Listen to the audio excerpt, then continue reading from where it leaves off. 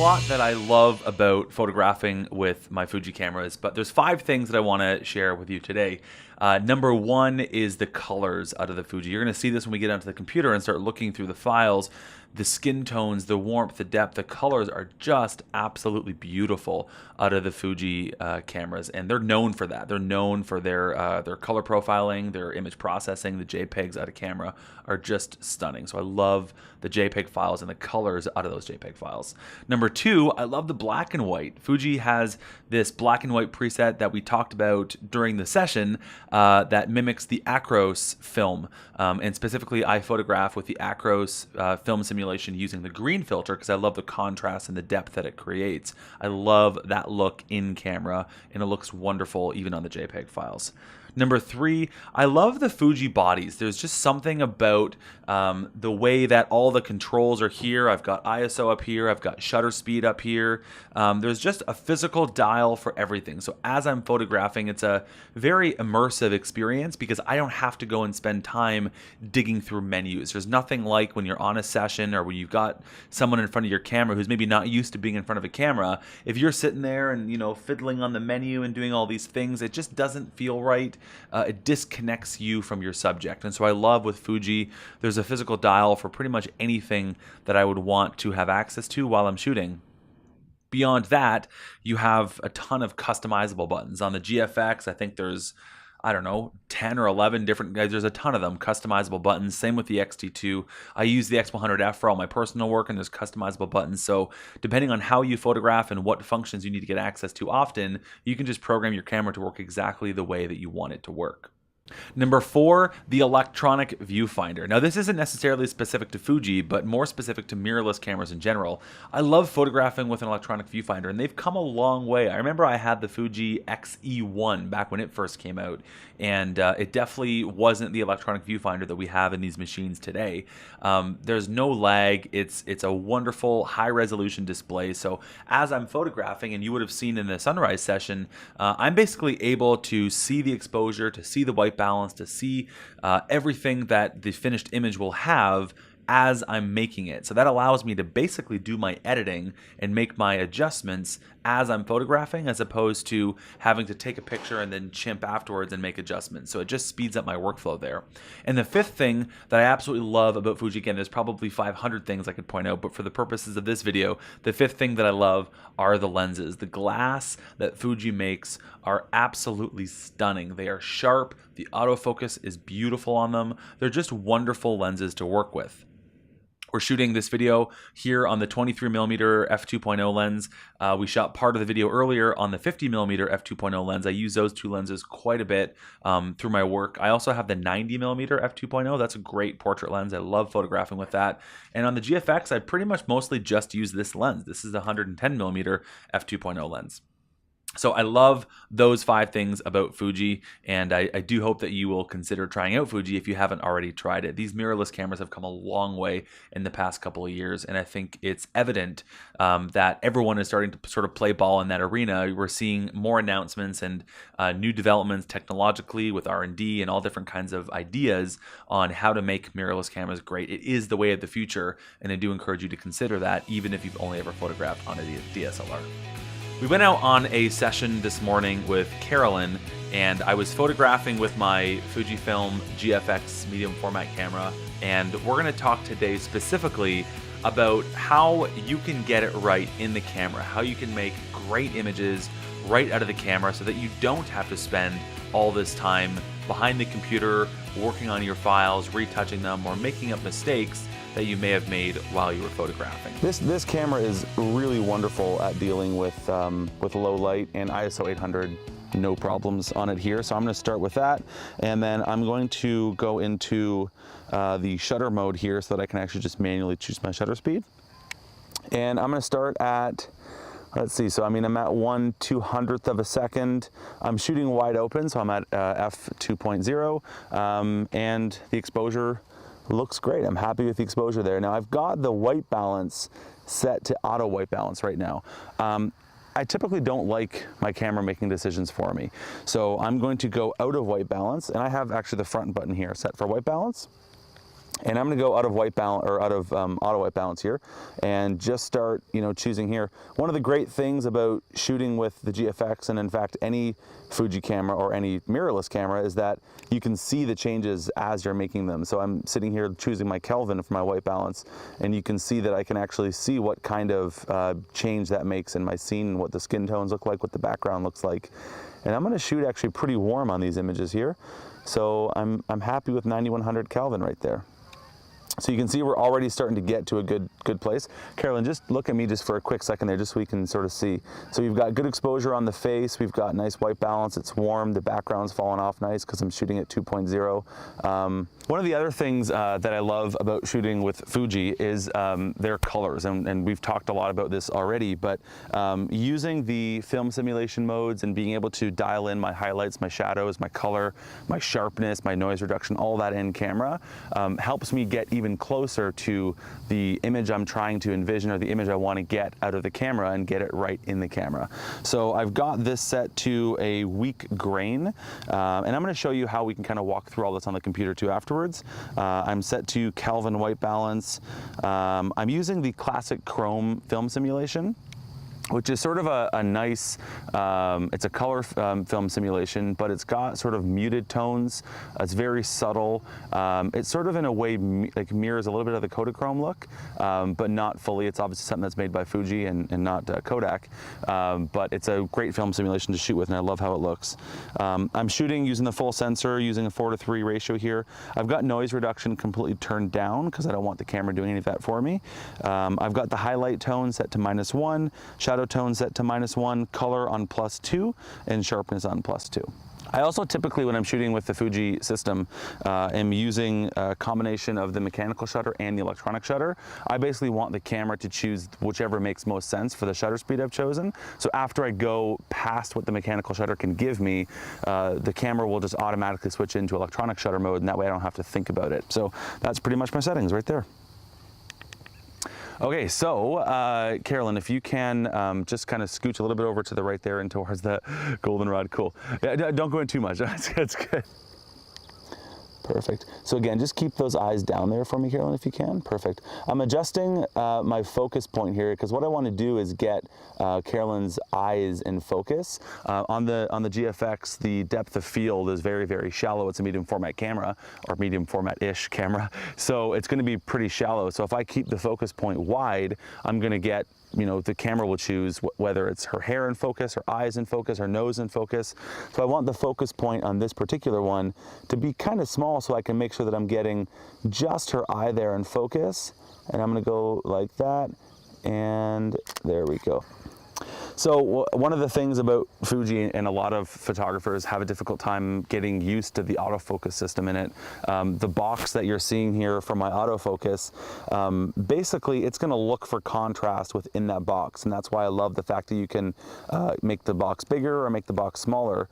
The bigger it is, the easier it's going to have a time with autofocus, but if you have more in that box on different focal planes, it will look for the contrast and it will focus on whatever it thinks it should focus on. That's why you want to be adjusting that as you go. So as I come in closer, I don't want to go on the smallest point here because it's pretty small and there's not going to be a lot of contrast in that. So I'm just going to go up, and I'm constantly going to be adjusting this in camera as I'm shooting.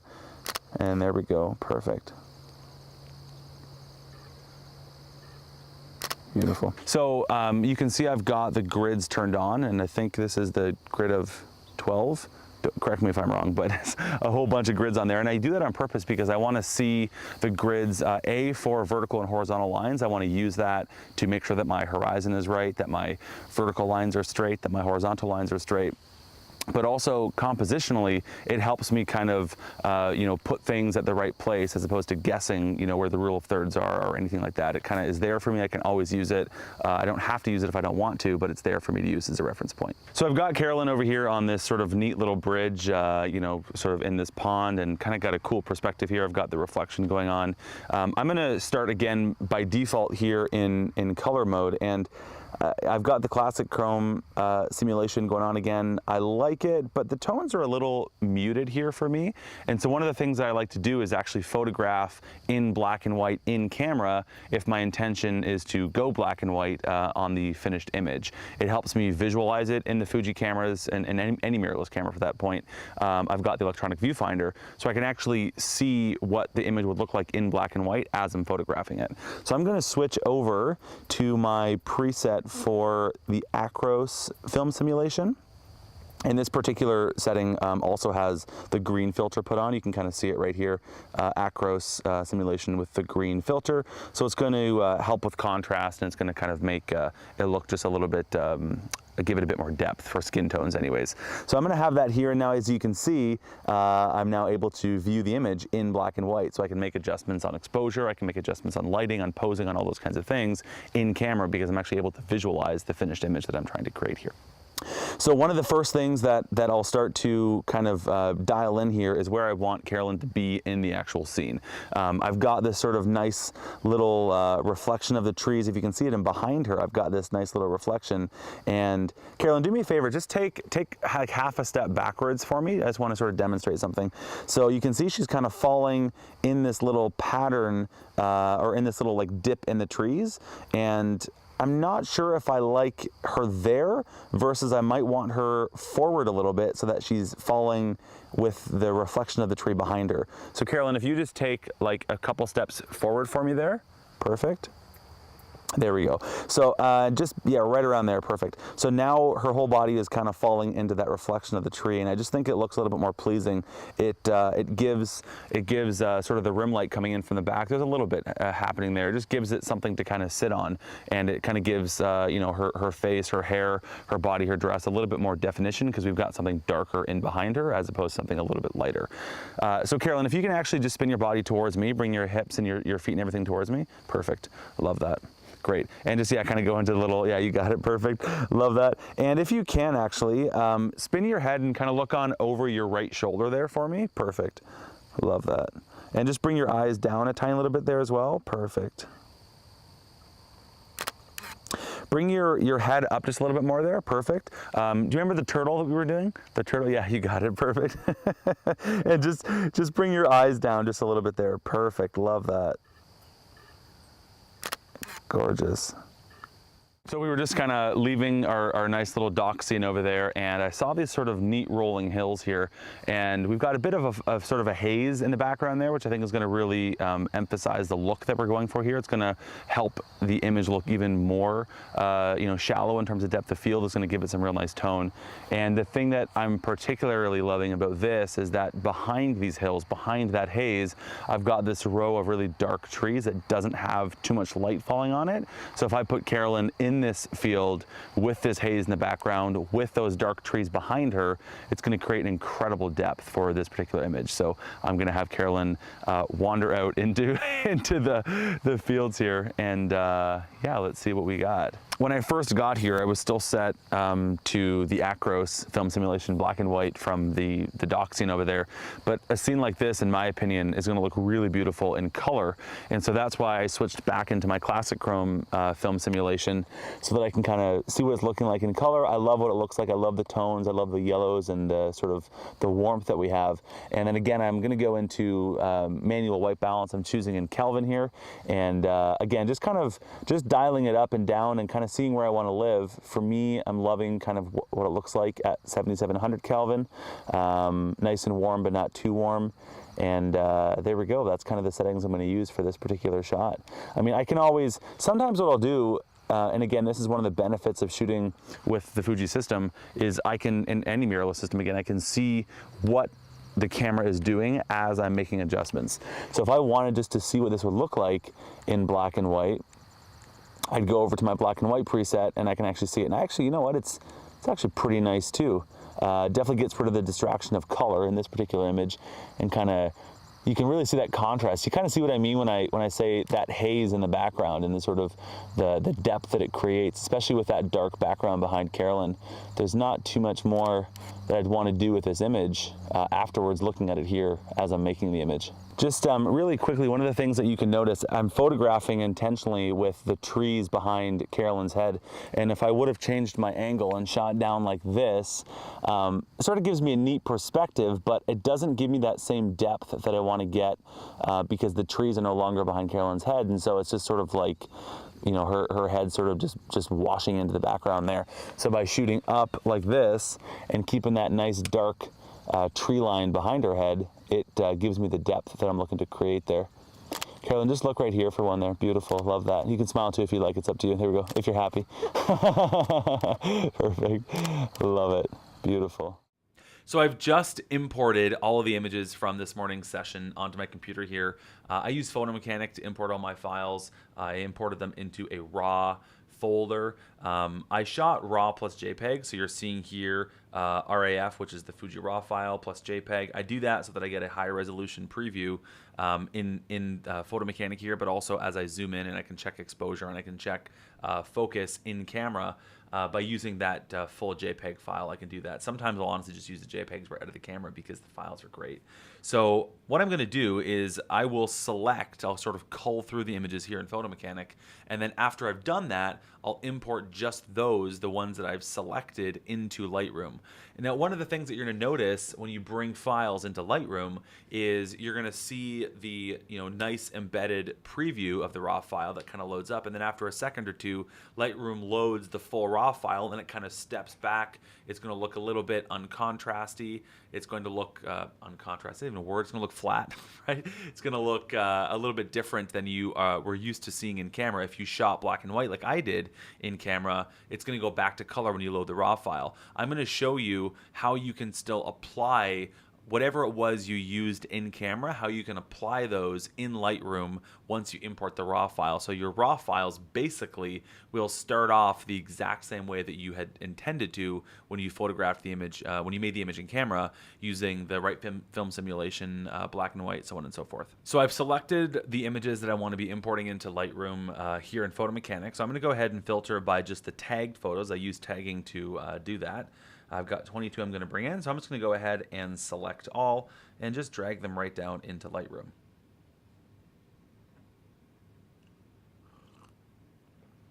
In Lightroom, just very simply import them as is. I apply a metadata preset just to apply my copyright and things like that to the images.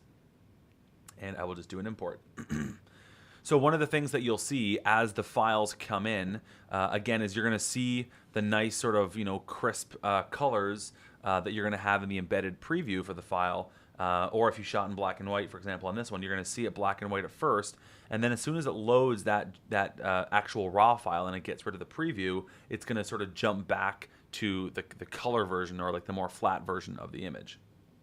Now this is the Fuji GFX, so the files are massive. It's a medium format camera, so it will take a little while to come through. There it is. So you can kind of see how it snapped through, and there is sort of the actual RAW file there. I use a Lightroom plugin to basically read the metadata off of the RAW files from my Fuji camera and then apply a develop preset based on what profile I photographed with in camera. So I'll just quickly show that to you here, and we'll link it in the bottom of the video.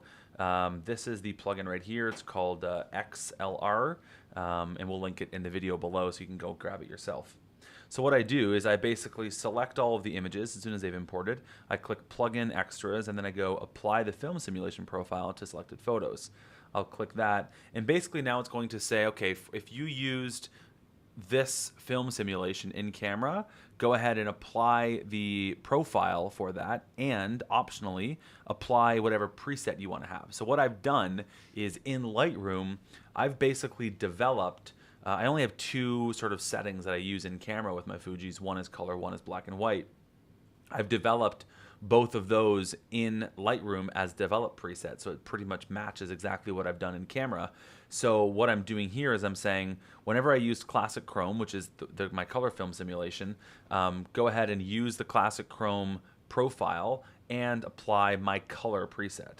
And if I've used Acros with the green filter, which is what I use for my black and white photographs in camera, go ahead and apply the Fuji black and white preset.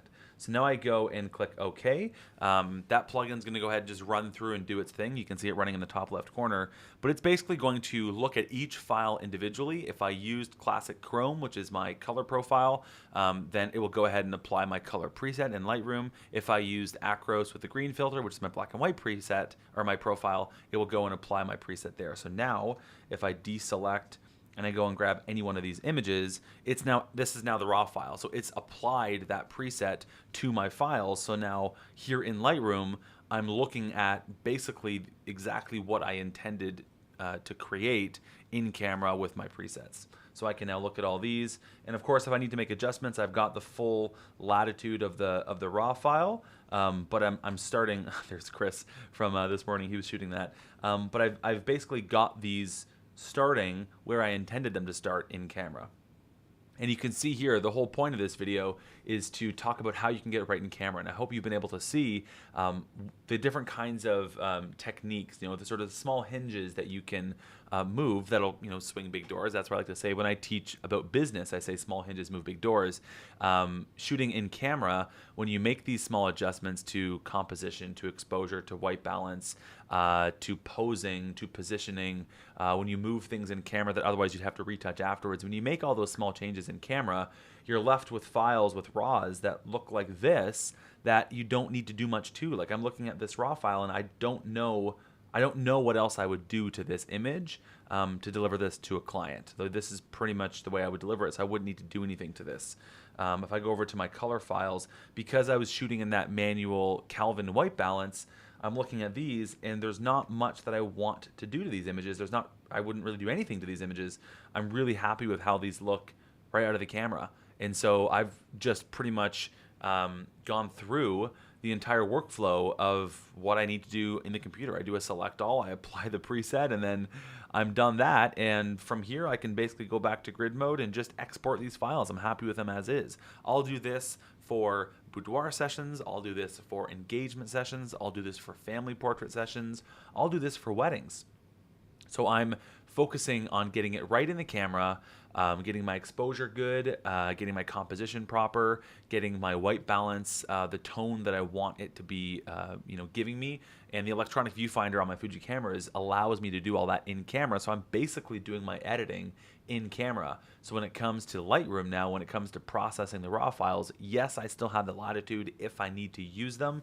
If I'm looking at an image here and I'm realizing it's overexposed, it's underexposed, the white balance is off, whatever it is, I have the full latitude of a raw file that I can use if I need to, but most of the time I don't need to, and I can just export these as is. I'm super happy with these, especially for proofs. So that's the sort of whole workflow from start to finish of how you can get it right in camera.